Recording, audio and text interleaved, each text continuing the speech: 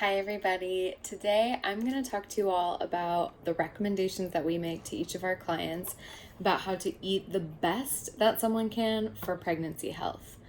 The recommendations that we make to people in our care are focused around the well-being of the pregnant person as well as the well-being of the baby. So a lot of what I'm about to share with you might be new information or something you haven't heard before, because our approach is about the dyad, the pregnant person and the developing baby, and how both people are doing throughout a pregnancy. So the first thing that we recommend is that people eat a whole lot of protein. We recommend that in the first half of pregnancy, someone eats at least 60 grams of protein per day, and that in the second half of their pregnancy, they eat at least 80 grams of protein per day. And this is for a whole variety of reasons, but one of the most important reasons is for appropriate blood volume expansion in pregnancy. The second thing that we recommend to people is that they are very well hydrated. So we recommend drinking at least 1/2 of your body weight in ounces of water per day. And this is something that can be pretty challenging for a lot of people. So take your weight, cut that in half, and drink at least that many ounces of water each day. And keep in mind that as you become more pregnant and you gain weight in your pregnancy, your needs for water intake are going to increase.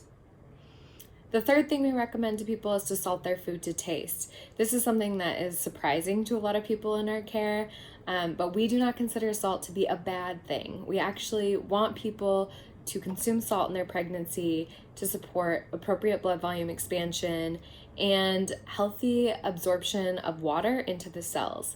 So salting food to taste every day is something we encourage people to do. We also talk to people in our care about taking a quality multivitamin, so a prenatal vitamin that is complex and that you have to take a couple times a day. Usually if people take a 1-a-day prenatal vitamin, they're going to pee most of the vitamins out. So we recommend taking something that you have to take a couple different times throughout the day to maximize your absorption of those nutrients. We also recommend that people take magnesium glycinate before bed.